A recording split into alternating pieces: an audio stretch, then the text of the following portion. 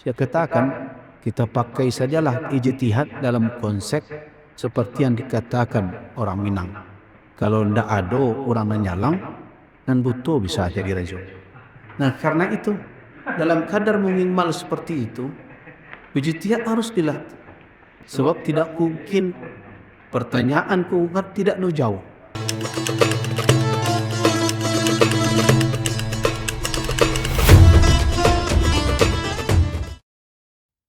Warahmatullahi wabarakatuh.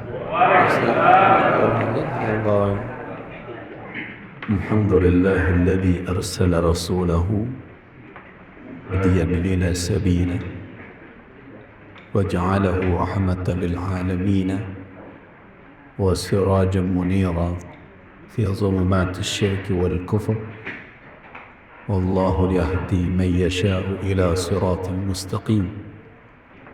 أشهد أن لا إله إلا الله ولي الصالحين وأشهد أن محمدا عبده ورسوله ونبيه الكمين. اللهم صل وسلم على عبدك ورسولك حبيبك محمد وعلى آله وصحبه والتابعين وتابع التابعين ومن تبعهم بإحسان إلى يوم الدين. أما بعد، عباد الله، قال الله تبارك وتعالى في محكم تنزيل: يا أيها الذين آمنوا اتقوا الله وكونوا مع الصادقين. صدق الله العظيم.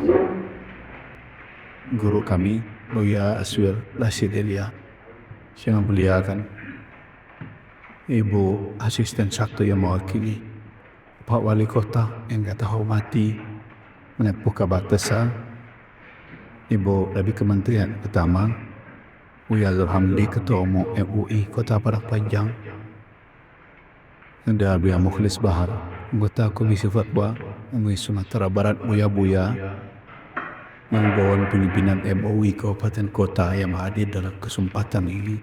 Rahimakumullah.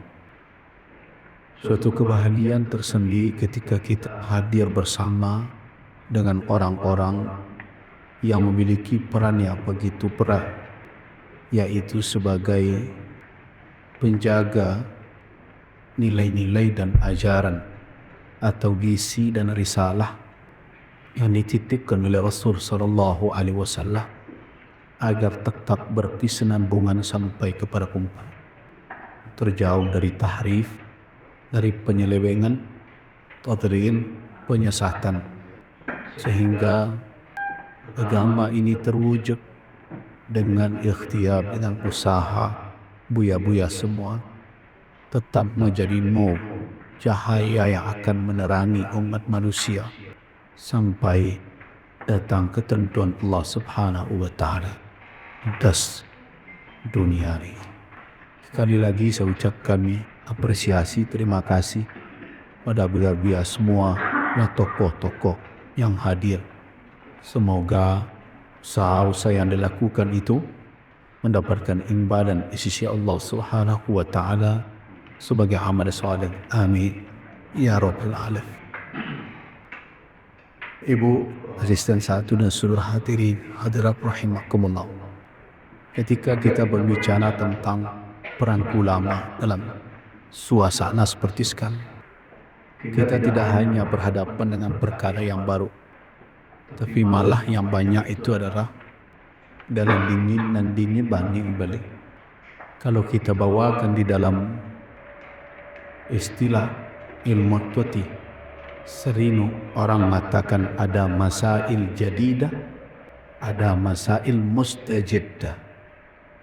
Sebenarnya tidak banyak yang betul-betul baru di dalam persoalan kehidupan masyarakat. Yang banyak itu adalah mustajiddah, sesuatu yang lama kadang muncul zahar fi taubin jadid, muncul dalam kemasan, sehingga tidak sedikit orang yang terjebak menganggap ketika dia melakukan ijtihad atas suatu persoalan, dia sedang mencarikan jawaban atas masalah yang belum pernah muncul di masa. Karena itu penting sekali sebenarnya di dalam mudzakarah majelis ulama melakukan ta'si atau mencari akar dari suatu persoalan dengan teliti. Karena bisa jadi masalah-masalah tersebut telah dikaji dan dibahas oleh para ulama walaupun dengan corak dan kemasan yang mungkin tidak persis sama dengan yang muncul hari ini. Kenapa ini perlu kita lakukan? Karena kita terikat dengan berbagai ketentuan-ketentuan yang telah kita sepakati, yang disimpulkan oleh para ulama dalam kawaid istinbat yang muncul di dalam bab ijma, bahawa sesuatu yang telah disepakati oleh ulama dan selama tidak ada perubahan, maka fatwa yang telah disepakati itu menjadi hujjah bagi generasi yang akan datang. Karena itu majelis ulama bukan suatu lembaga yang berhadap-hadapan dengan madzhab fiqhiyah.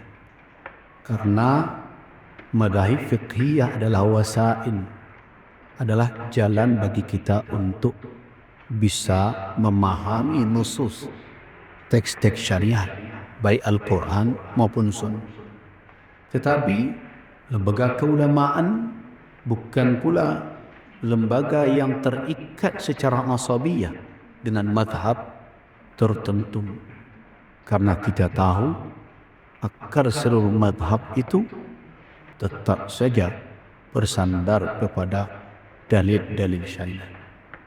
Inilah yang kita sebut dengan at-tawazun, keberimbangan di dalam berijtihad, menempatkan diri di antara antara pendapat-pendapat fikih yang kan tidak mencampakkan arapun madzhab, tapi tidak pula taqayyud, terikat secara asabiyah dengan mazhab muayyan. Keterbukaan seperti ini merupakan warisan dari ulama Pilanah Minang secara keseluruhan. Tidak ada Pilanah Minang ni orang yang alergi dengan berbeda mazhab. Walaupun di antara ulama ada yang konsisten mengikuti manhaj tertentu di dalam mazhab.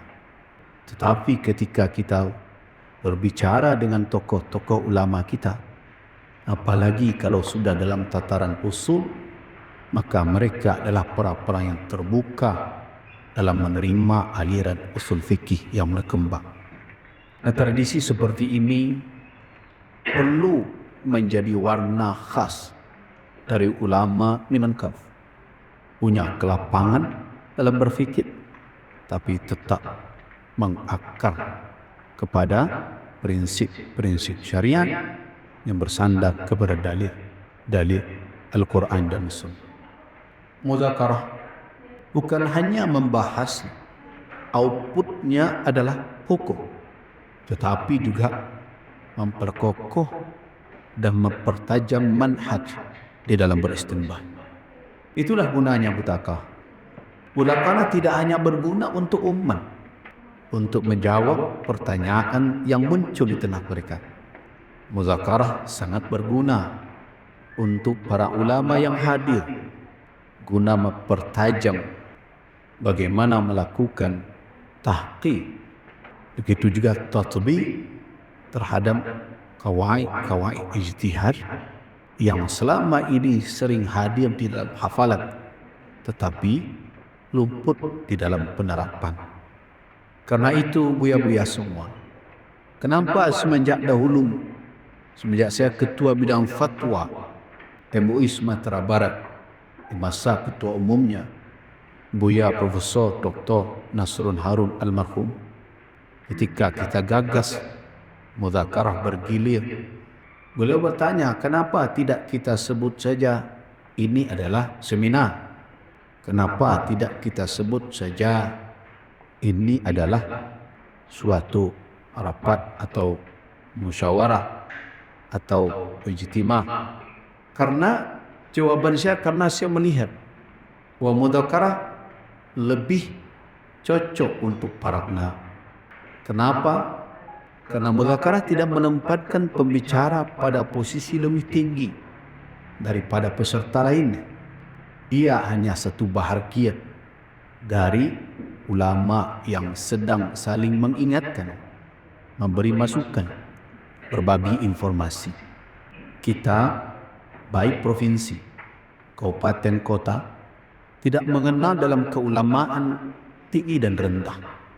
Yang kita kenal adalah ada mungkin yang lebih dahulu tahu, tapi ketika yang belum tahu telah diberitahu, maka pengetahuannya sama dengan yang dahulu tahu. Karena itu bahagian dari ketawaduan di dalam suatu pembahasan ilmiah. Mudzakarah ini terus berlanjut dan kita tularkan ke kabupaten kota agar terus dijalankan, sehingga ini menjadi suatu kegiatan yang melekat kepada para ulama di ranah Minang ini. Bapak dan Ibu, hadirin dan hadirat rahimakum. Semangat itu tidak boleh hadap. Kepemimpinan Majelis Ulama bisa berganti berdasarkan periode, tetapi semangat mudzakarah tidak boleh padam dan harus terus menjadi warisan yang berkelanjutan. Kalau kita tidak jawab dengan cara seperti ini, maka yang lahir nanti adalah fatwa-fatwa yang ghair mundhabit, yang tidak terukur, baik dari sisi metodologi, baik begitu juga dari sisi manfaat yang timbul dari fatwa ini. Kalau kita mau lihat fenomena yang ada terakhir ini, sepertinya mudzakarah ini tidak bisa kita lakukan sekali 6 bulan. Mudzakarah ini harus terjadi setiap pekan. Kenapa? Karena jumlah masalah lebih banyak daripada jumlah pertemuan yang kita lakukan. Coba bayangkan, kalau kita mengutip kalimat para ahli usul, kalau kita diam tidak melakukan ikhtiyar, apakah kita sebut ijtihad dalam kadar minimal? Karena sebagian orang ada yang takut menyebut bagaimana kita berijtihad, tak seorang pun kita mujtahid. Saya katakan kita pakai sajalah ijtihad dalam konsep seperti yang dikatakan orang Minang. Kalau ndak ada orang menyalang, dan butuh bisa jadi rajul. Nah, karena itu dalam kadar minimal seperti itu, ijtihad harus dilatih. Sebab tidak mungkin pertanyaan kuat tidak jawab. Di dalam Al-Quran Karim ada beban kewajiban.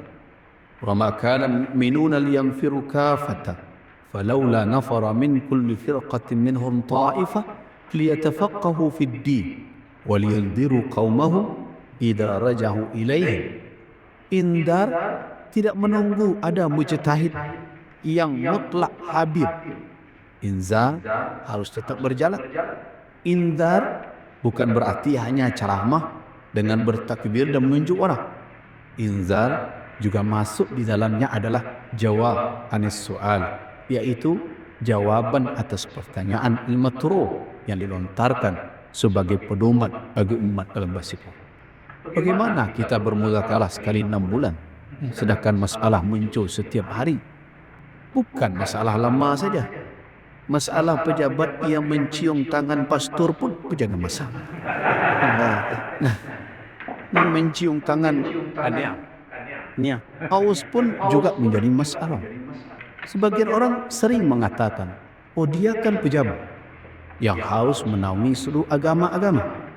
Tetapi perlu diingat bahwa perbuatan seorang yang memiliki pengaruh di tengah masyarakat, walaupun dia mengerti mungkin dengan perkataannya, dengan perbuatan, tetapi umat yang banyak tidak paham dengan apa yang diperbuat itu akan menjadi model, akan menjadi contoh bagi banyak orang. Apalagi tidak sedikit pula orang yang di bawahnya yang takut kehilangan jabatan, menjilat pagi dan petang, akan mengganggu saja dengan hal-hal yang seperti itu. Nah, bagaimana ulama menjawab itu? Tetapi ingat, muzakarah itu bukan hanya selesai dengan perdebatan di dalam ruangan. Muzakarah itu akan melahirkan apa? Konsekuensi dan tanggung jawab. Nah, pada tahap kedua, ketika telah melahirkan keputusan, kemudian kita sampaikan kepada umat, yang kalau di dalam kajian fatwa itu yang disebut dengan ifta, bagaimana menyampaikan fatwa, ada resiko yang akan saya berharap mudakarah sampai ke tingkat itu. Kenapa? Karena kebanyakan dari kita sering terjebak dengan nuansa akademis. Ketika keputusan telah lahir, ada kesimpulan bawahnya, kita anggap selesailah tugas saya. Tidak. Majelis ulama tidak boleh berhenti dengan pembahasan akademis, dengan kajian ilmiah. Kenapa? Karena hasil mudzakarah bukan untuk orang yang bermudzakarah. Hasil mudzakarah itu ditujukan untuk umat yang berada di luar. Menjawab berbagai persoalan dengan kesimpulan mudzakarah akan menimbulkan dampak. Dampak ini harus ditanggung oleh ulama. Disitulah jihad ilmiah harus dijalankan. Kalau ulama tidak siap dengan itu, maka jadilah mudzakarah itu menjadi lembaran-lembaran yang dibukukan di tengah masyarakat, entah sampai entah tidak, entah dijalankan entah tidak. Kenapa? Takui kau sampai hasil kau balantuan bersuuk kidah. Nah, jadi ulama yang tidak mau balantuan suuk kidah karena menyampaikan kebenaran, saya sarankan mundur sajalah dari majelis ulama. Kenapa? Karena ketika kita melangkah di dalam lembaga ini, kita tidak melangkah dengan ambisi. Walaupun sebagian ada yang seperti itu. Apa buktinya? Ketika musdarami, ketika kamu ustape hilang surang-surang, tinggal ketua sekretaris umum. Nah, ini kan pertanda bahwa harus ada niat yang harus diperbaiki di dalam memandang organisasi. Organisasi ini kita masuki dengan niat tulus untuk berkhidmah. Hari ini saya minta kepada kantor MUI besok, insyaallah MUI Sumbar akan diresmikan 5 lantai. Menurut perkiraan saya ini adalah kantor MUI termegah di Indonesia. Nah, di situ ketika saya koordinasi, saya pantau, saya minta tulis moto yang pernah kita rumuskan dahulu di dalam Rakorda MUI se-Sumatera Barat Kabupaten Kota, supaya diingat-ingat oleh yang melanjutkan tugas-tugas kemajelisan ini. Apa bunyinya? Membawa izzah, menyandang hikmah, membawa wibawa keulamaan, menyandang khidmat keumatan. Jadi siapa saya yang hadir dalam lembaga ini berkonsekuensi dan berkomitmen untuk menyandang wibawa keulamaan. Wibawa keulamaan bukanlah kesombongan, tetapi ihtiraman lil ilm, penghormatan terhadap ilmu. Kenapa ulama tidak disuruh membungkuk kepada penguasa? Bukan karena zatnya, bukan karena tetapi karena ilmu yang ada di kepala dan dada. Tetapi ingat, itu bukan untuk petantang petenteng menapuk diri bahwa menapuk dado, sayalah yang jadi pengurus lembaga. Bukan itu, tetapi dalam rangka khidmah keumatan. Jadi karena itu, mudzakarah merupakan, boleh dikatakan, detak nadi kehidupan lembaga di majlis ini. Jadi kalau tadi Ketua Umum MUI Padang Panjang Buya Zulham entah langsung entah tidak langsung, tapi nampaknya langsung, kalau meminta ke Ibu Asisten 1, jangan beranti-ranti yang tak naik. Kenapa? Karena ulama tidak ada jalan bagi mereka untuk menjawab persoalan umat melainkan dengan berkumpul. Kalau sendiri-sendiri, saya yakin semua kita sudah melihat buya-buya ini di mimbar kita. Pagi, petang, sore, siang, ada nalimo kari sekali-kali. Tetapi mereka menjawab secara personal. Kan yang diutuhkan oleh umat adalah jawaban kelembagaan. Kenapa ini perlu? Saya di NKUI ini, kalau dikatakan ini jabatan, saya termasuk pejabat karya. Kenapa? Saya dulu memulai dari MUI kecamatan. MUI Kecamatan Kubu. Kemudian menjadi anggota Komisi Fatwa di MUI Kabupaten Solo. Kemudian menjadi ketua komisi di MUI Kabupaten Solo. Kemudian menjadi ketua bidang di MUI Kabupaten Solo. Tapi fatwa terus. Nah, kemudian setelah itu menjalankan tugas-tugas ketua umum di MUI Kabupaten Solo. Kemudian berlanjut ke MUI Sumatera Barat di bidang fatwa 2 periode kepemimpinan. Buya Nasrun Harun, Buya Samsul Bahri Khatib. Kemudian sekarang diamanahkan 2 periode pula jadi ketua umum MUI Sumbar. Entah sekarang tersesat pula ke Jakarta. Nah, jadi kalau kita perhatikan tugas-tugas Majelis Ulama, kalau jarang ulama ini berkumpul, tidak ada jawaban yang tegas dan jelas kepada publik. Fatwa yang ada di mimbar-mimbar bisa jadi bertolak belakang satu sama lain. Di sinilah tempatnya yang berfatwa haram, yang berfatwa mubah. Kan ada saja. Rokok saja. Walaupun tak ada macam bak makruh. Kalau di pertemuan di situ, mungkin makruh tu bisa naik SKT menjadi makruh tahrim. Nak haram mudah-mudahan tak suri menjadi mubah di lain kira-kira. Nah, jadi dengan demikian setidaknya ini wadi. Kemudian yang kedua silaturahim.